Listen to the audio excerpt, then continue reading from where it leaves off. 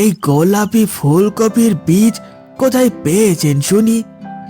সে অনেক কথা ভাইজান, অনেক দাম দিয়ে কিনতে হয়েছে বীজগুলো।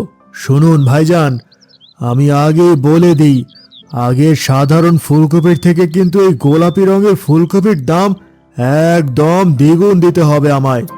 আরে হ্যাঁ হ্যাঁ, কেন দেব না বলুন তো?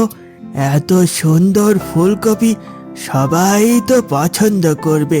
তাহলে এই কথাই রইল ভাইজান, এই নিন আপনার পুরো জমির ফুলকপির দাম। তবে শুনুন ভাইজান, এখন তো আর পুরো জমির ফুলকপি তুলে নিয়ে যেতে পারবো না।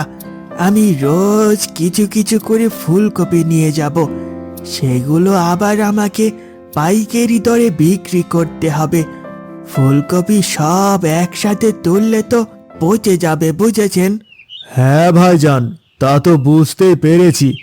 ঠিক আছে ভাইজান, এই জমির সব ফুলকপি তাহলে আজ থেকে আপনার।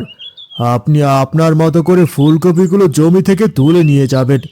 এখন তাহলে আমি আসি ভাইজান। আল্লাহ হাফেজ, ভালো থাকবেন।